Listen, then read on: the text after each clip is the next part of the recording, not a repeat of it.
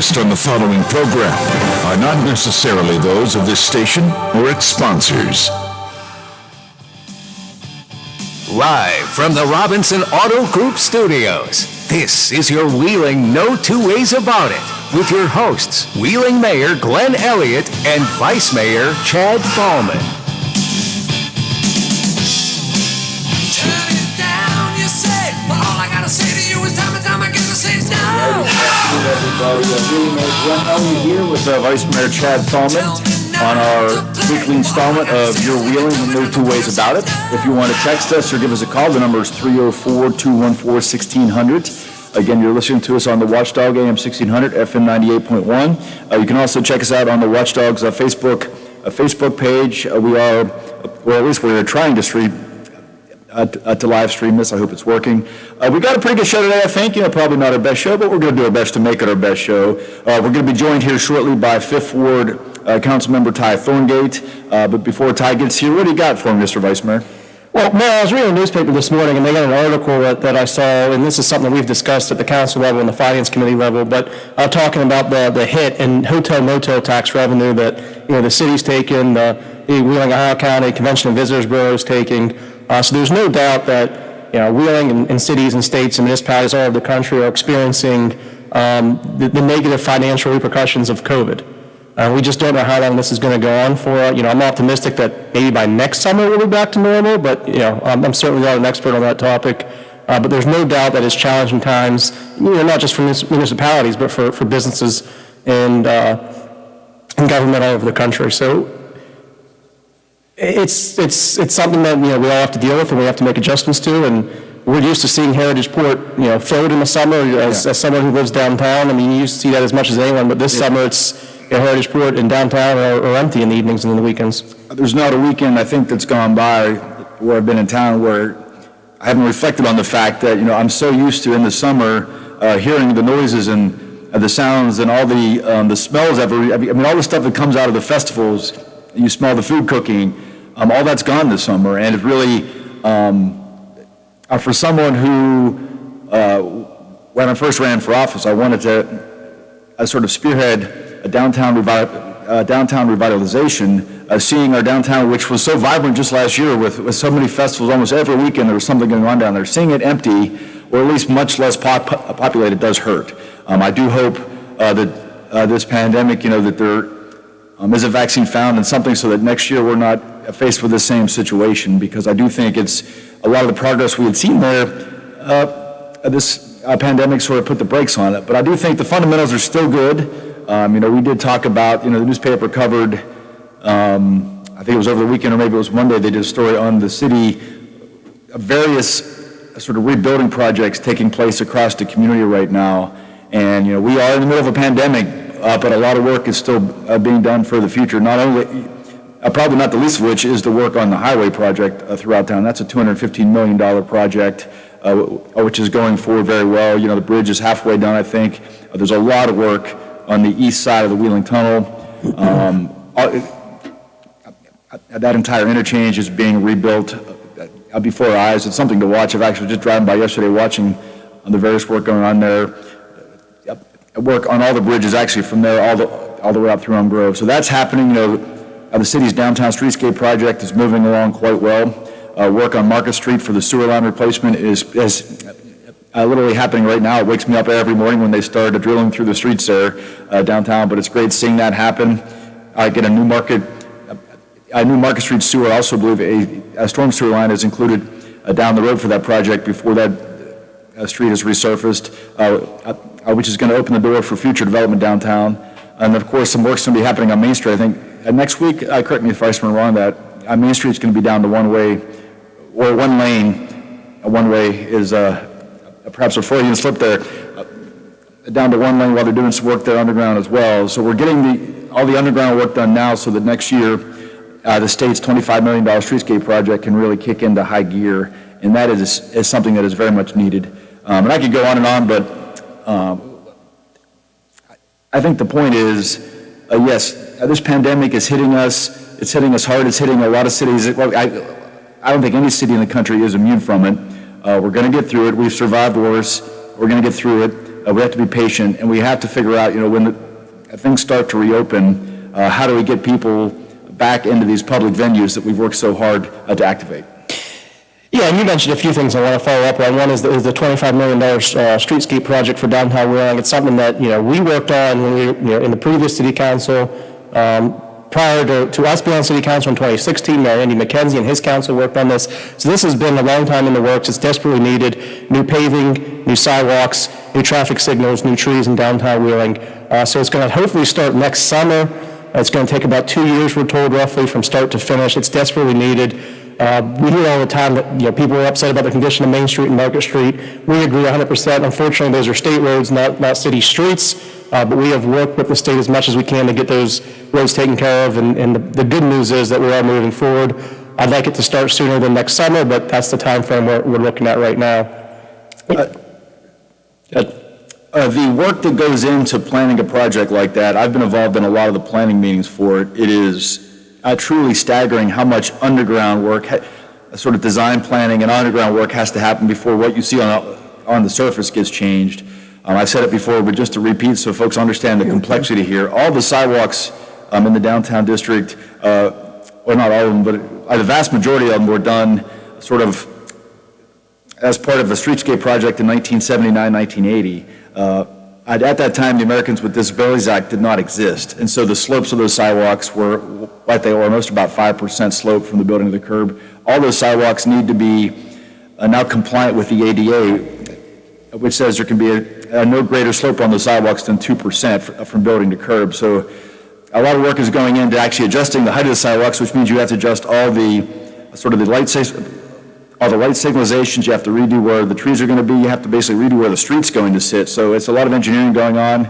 We're making sure that all the underground stuff's done in advance, but it's going to be an exciting, I think when it's done, and it probably won't be done until early 2022, it's going to be something that is going to completely transform the way downtown looks and feels. And I hope then that we're out of the grips of this pandemic and I can really sort of reactivate a lot of these spaces. And I just see Councilman Ty Thorngate into the studio. Welcome, Councilor. Welcome, gentlemen. How's it going? Good. Thanks for joining us. Well, we're glad you came today because, Vice Mayor and I, we didn't really have a lot on our plate, but we said we'll bring Ty in. The last couple of weeks we've had some other members of council, the new members in. We had, last week I think we had Councilman Sklavonakis. He did a really good job, by the way. Right, I got big shoes to fill. Yeah, he did a really good job. I think we had City Manager Herron on the prior week. I think we had then, in 2 or 3 of the prior meetings, we had Councilman McKetchum and Councilman Seidler as well. So, we hadn't had you on for a while. We thought we'd bring you on to just kind of talk about some things. And it's good to be here. Honestly, with today's special day, maybe Pap should have been the one. Yes, Councilman Dave Palmer, we refer to him as Pap. I believe it is it 59? How old? 59. 59. His 59th birthday today. So Pap, if you're listening, happy birthday. We did ask him to come on the show, and he said, I can't today, and I think he had some birthday plans, but good for him. Okay. He is the senior statesman on city council. We all know that, but no.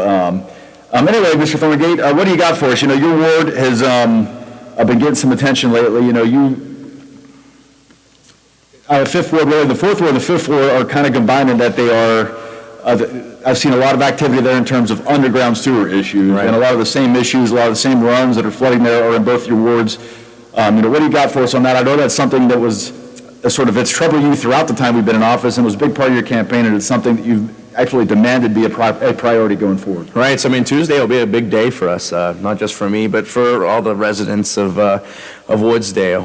Obviously, we have our Bedelia Lane project vote that, I'm pretty confident that everyone in this room knows the severity of those issues. So we're looking just to give some people some relief in that area. It's just a start, I will say. We have kind of flooding on two fronts there. One being, when it rains incredibly hard, that Elm Run will go over its banks in flood, but also the people that experience flooding through their basement drains with raw sewage. Just had someone reach out to me yesterday with the rain that happened. And it's funny, as we keep going along, it keeps popping up in new places. This was an area that I'd never really heard of sewage going through someone's basement. So the Bedelia Lane project will help and hopefully alleviate some of those issues. But like I said, there's still work to do on the Elm Run front.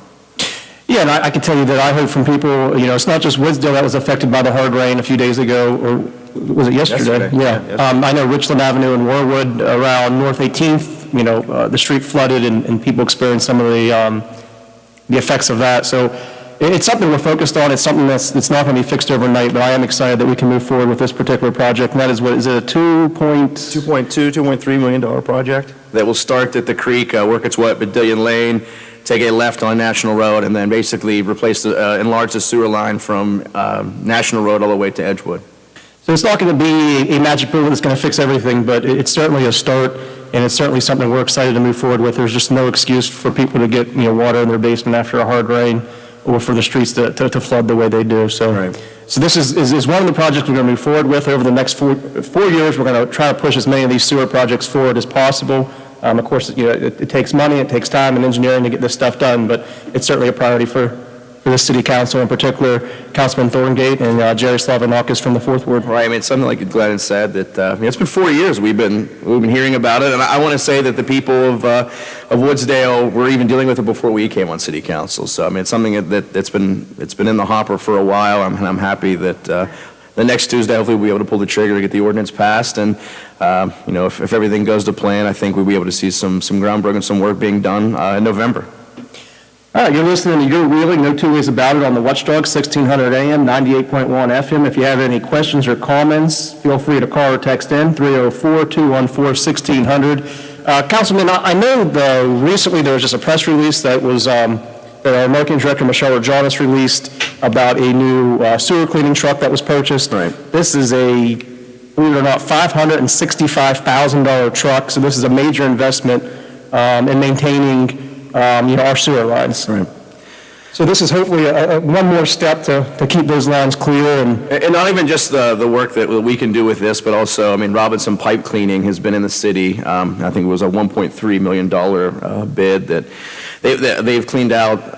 It's unbelievable the amount of debris and things that have come out of sewer lines citywide. I believe just on Cybert Avenue, what I thought was going to be a one-day project, the guys ended up being there for almost a week and cleaned out 16 ton of debris out of the sewer line, which not only is just is rocks, but another big aspect of it was grease that we're coating the lines over the years. So, like I said, this will help. Robinson Pipe Cleaning's done a great job, but this will help us, be able to keep with the upkeep. And one of the last things the previous city council did, and we did not move forward with it at some point in time, we are going to probably have to move forward with it, is some sort of an ordinance to encourage local restaurants to install grease traps, because one of the problems, as you just mentioned, that we're seeing is grease getting in these sewer lines and clogging them up. Right. Well, I mean, one thing that I was surprised about is you think, restaurants, there's going to be an issue somewhere, but just even the residential grease that's there is surprising. It's one of those ordinances where when it sort of came down the pike and I saw it, I realized it was going to, folks were going to have some issues with it, but really, actually, the vice president actually toured a local restaurant where they do have a grease trap installed and all that goes into it. There's a lot more that went on. There's a lot more that goes on behind the scenes that I didn't realize in terms of the restaurant business, in terms of monitoring those grease traps. Right. But if you are putting some high elements of grease into the sewer system, it's creating problems on the back end. It's something we have to address, and unfortunately, there's no easy way to do it without some sort of an ordinance where you get, because voluntary compliance is not always something you can rely on. So it's something that has to go forward. I think we've got to do a better job, though, of just educating folks of the dangers and the risks of not having it and the consequences to it, but that's something I think we need to bring forward. One thing that was that same restaurant that told me that kind of opened my eyes to it is obviously you think about the actual grease that you fry food in, but just he was like, no, everything that you touch at this restaurant has grease on it, whether it's a plate, a fork, it doesn't matter. So it's not just like us cooking the wings or frying the wings in grease. It's going to be on everything that touches at this restaurant. Yeah, and we did hit the brakes on this. The previous city council hit the brakes on moving forward with this ordinance, just with the understanding that due to COVID, our local restaurants and all of our local businesses were suffering and forcing them to have an added expense to improve or add a grease trap to their facility wasn't something the previous city council felt comfortable doing right away. So, but at some point in time, I think we are going to have to move forward with this. I think we need to do it in a way to give restaurants plenty of time to prepare for it and to budget that into their costs. But it's something that probably needs to happen here at some point in time. No, you kind of threw me off. You said previous city council. We were the previous council now. All right. We were the previous city council. It is hard to believe that time flies. What are your thoughts now? You've gone, now this is your fourth year and second month in office. Right. You worked with the prior council, including the vice mayor and myself, and now you're working with some new members. What are your thoughts so far on the transition? The transition hasn't been bad. I was actually thinking on the way down here. Have you ever worked at a job where like half your coworkers like disappear and a new batch come in? You just have to keep going, right? And that's a good point. Yeah, Yeah, really, I haven't. I never thought of it until the way here, but no, it's been fine. I mean, the guys they hit the ground running, and I feel confident that everyone is doing a great job. So I've been happy with how things have gone so far.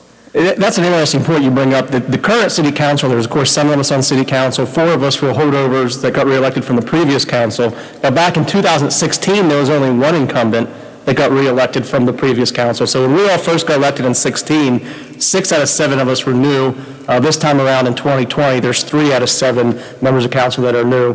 But yeah, it's a good point that you made, that it is kind of a unique experience to basically have half your coworkers or the majority of your coworkers brand new and have never done the job before. And one thing I think that it's helpful is the fact that we are here to help the new guys this time, right? Where before we kind of just went into it, there was no how-to manual on city council stuff. So I think it is beneficial that we're there to help this time. I will commend all 3 of the new members for really digging in deep here early on. They had a shortened period from the election to their swearing in because of the delayed election. Right, we had like a month? Well, our election was in May, we were sworn in July 1st. This past one, the election wasn't until June, so we had an extra month. I had to get up to speed and have a lot of meetings and catch up on all the stuff where they were really, they're elected, and then we had one meeting, and then they're in office. And each of them has been, I've met with each of them, talking about their different things, where they want to be involved. They've each very conveniently had different areas where they kind of wanted to be focused, and I think that's very helpful. They're each sharing different committees that are going to be meeting and moving forward. Actually, we had a Public Works Committee just last week. Was it last week or the week before? It was last week with Councilman Sklavanakis. Already had a Public Works Committee.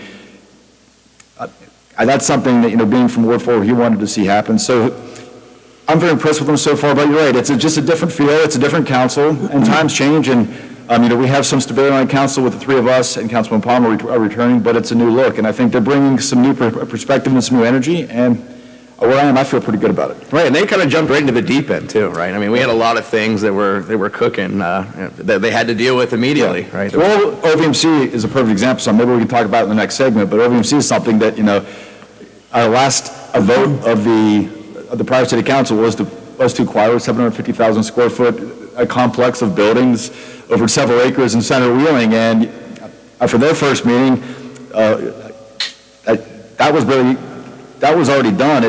And the next step was, what are we going to do there? And, they had to dial in deep on that. We had an executive session where we talked about a lot of stuff in terms of the optimal place for, the police department. We looked at some other options that were out there, and they made the decision.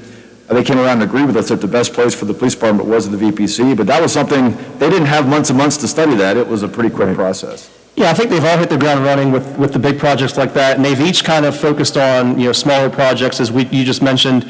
Councilman Jerry Sklavanakis already called a Public Works meeting. He's the chair of that committee to discuss sewer upgrades. I know Councilman Ben Sadler is working hard to improve the 311 system that the previous council put into place when we updated the website.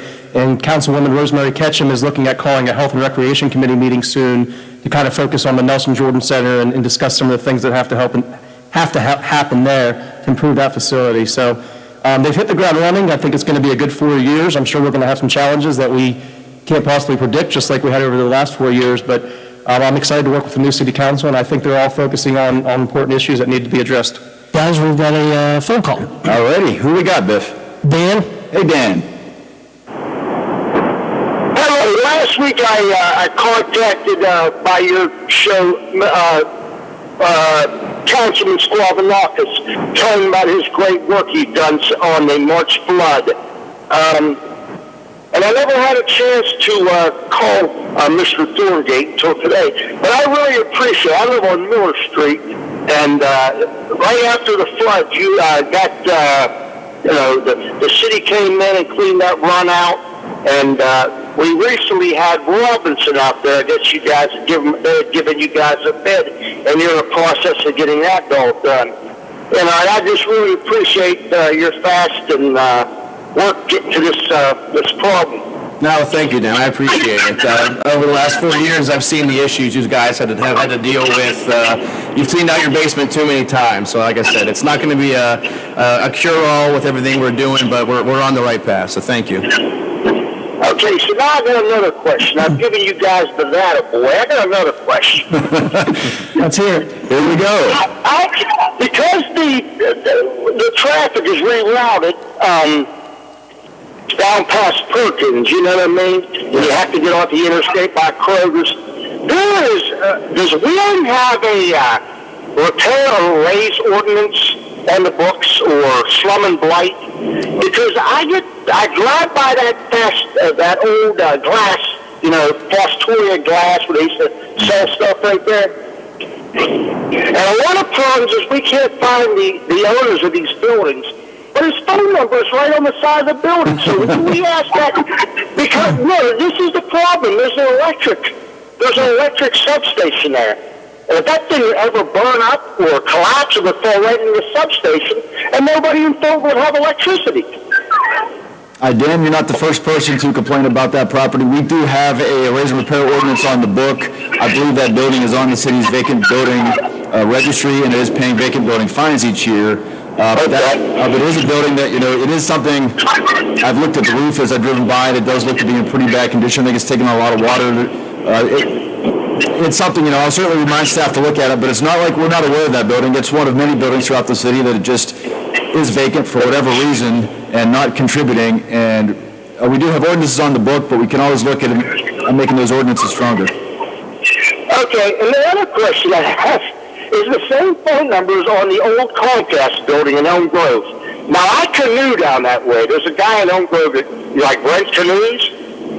And there's parts of that building falling into the creek. Yeah. That building, it is the same owner, I believe. That building is also on the vacant building registry, and it's one that our enforcement crews have dealt with over the years. It's a building I'd love to see somebody, do something with that, invest in it, but it's because it is a nice historic building right on the main strip in Elm Grove, but unfortunately, that's not been the current owner's plans for it, so it's something we're very, very aware of, and I know there are a lot of folks who'd like to see that building dealt with. Well, I think for a long time, people haven't asked questions, and I like listening to this radio program, because some people say that it's not transparent in the city, but you guys discuss the things that people want to, that people have questions about. People just need to ask more questions in this hour that you guys have available to them. Absolutely, and beyond that, if they don't want to call in on radio, I've had office hours. I kind of stopped them during the pandemic, but they're going to start again. We're all available via email. It's not hard to get a meeting with any of us if you want to. And we do try to be very transparent on the show and talk about the reasons why we're doing what we're doing. Unfortunately, sometimes that narrative doesn't get shared, and somebody posts something on Facebook or this newspaper story that doesn't have all the facts in it, and it becomes a thing of itself, and people assume that there's some sort of sinister motive behind what we do. But I can tell you, everybody on city council that I serve with, all of us, are trying to do what's best for the city, and sometimes we get it right, and sometimes we don't, but we're never steered by anything other than what we think is the best for the city. Nailed it. And I just want to let Mr. Thorngate, I know your brother and your father. You come from good stock, so you better keep up the good work, or Roughneck's going to get you. All right. Hey, you have a good night. Hey, thank you, Dan. Thanks for the call, Dan. Biff, we're probably ready for the bottom hour break here, but you're listening to your Wheeling No Two Ways About It here on the Watchdog AM 1600, FM 98.1. We'll be back with Councilman Ty Thorngate here after the break. The Metro News Update is brought to you by Thomas Auto Centers, Mall Road,